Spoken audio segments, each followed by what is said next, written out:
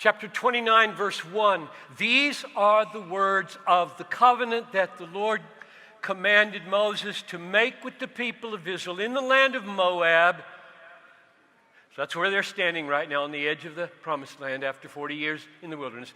And in the land of Moab, besides the covenant that he made with them at Horeb, or Mount Sinai.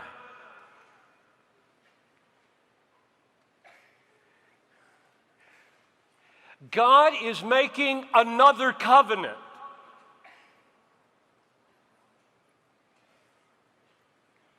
Besides the covenant at Mount Sinai. And this covenant is very strange. Very strange. It has elements in it that are shocking, very perplexing for the listeners. Now, you should know by now, but I'll rehearse it. What's a covenant? A covenant is a relationship between God and man with promises of God toward man and required responses from man. And the nature of the promises and the nature of the responses determine the kind of covenant that it is. And I'm just asking you for right now, keep your mind open because it's weird. It's a strange covenant. And he is about to cut it. That's the Hebrew word for how you establish, make a covenant, and it has more significance in these chapters than you think.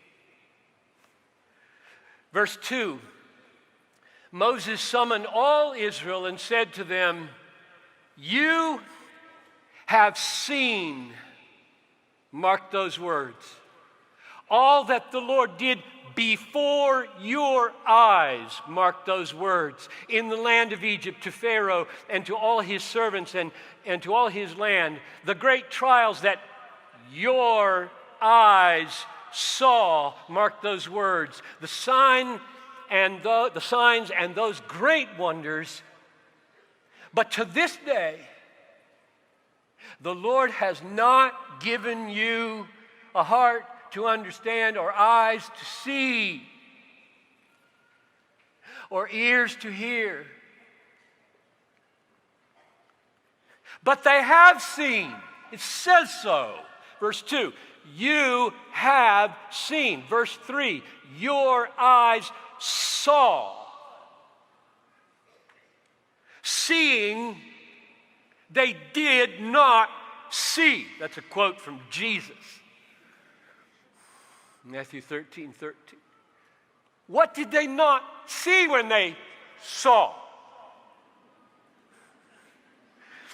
They saw the Red Sea split. Now, these are the children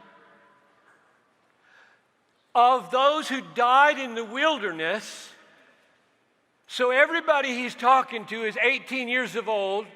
Were 18 years of old or younger at the Red Sea, because 2 years after the Red Sea, Moses said everybody 20 years old and older is going to die in the wilderness. So you got 18-year-olds, 17-year-olds, 16-year-olds, 15-year-olds, hundreds, maybe thousands and thousands of them who saw the sea split.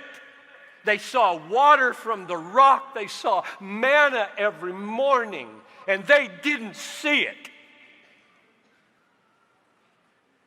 What didn't they see? They did not see in the sea and in the manna and in the rock and the water and the shoes not wearing out on their feet. They didn't see God as supremely precious. They didn't see God as supremely valuable. They didn't see God as supremely desirable above all else. They didn't see God with compelling beauty. They didn't see him as their greatest treasure. And of all the things that Moses might have said about why they didn't see, he says this, verse 4, "The Lord has not given you a heart to understand." or eyes to see, or ears to hear.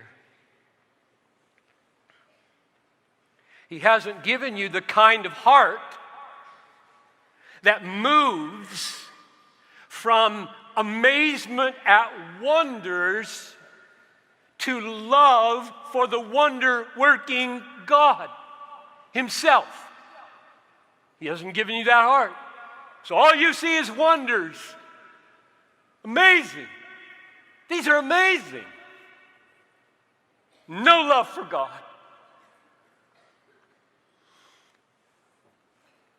You have seen Him as powerful and not precious. You love other things more.